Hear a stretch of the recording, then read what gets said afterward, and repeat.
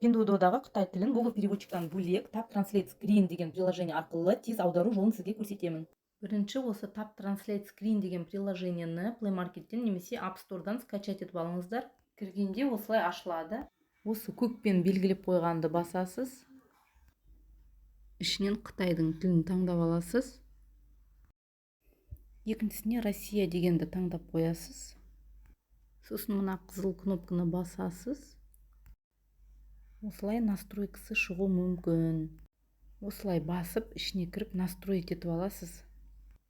Мына Tab Translate Screen приложение отключен болып тұрады, соны қосуымыз керек. Осылай қосып қоясыз. Настройкадан кейін мынаны қайтып қосып аламыз.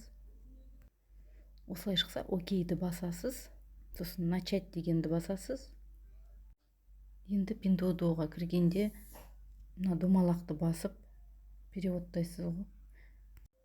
Кейде осылай да шығу мүмкін, ол шықпау да мүмкін. Міне тағы да осылай шықты, сеттинг деп, соны қайттан басасыз. Осылай басасы да настройкаға кіріп кетесіз. Осы жерде установленное приложениені басасыз. Сосын мына Tab Translate Screen деп үстінде тұрады. Үстіне басып кіресіз де, мына үстіндегі выключено деп менде өшіріліп тұр екен, соны қосып аласыз. Сосын разрешить деп басасыз, болды. Енді Pinduoduo'ға кіре берсеңіз болады. Міне осылай домалақ шығады экранның бетінде. Соны басып қалғанда мына страницаның бетін сізге переводтап беріп отырады. Ешқандай скриншот жасап, Google переводчикқа кіріп шығып жүрмейсіз да, мынау жеңіл жақсы да.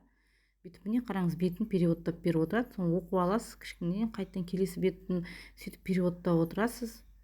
Мына домалақтың үстінен бассаңыз болғаны, сізге бетін, мына страницаның бетін переводтап отырады. Міне қараңызшы, бәрі орысша. Орысшаны таңдаңыз.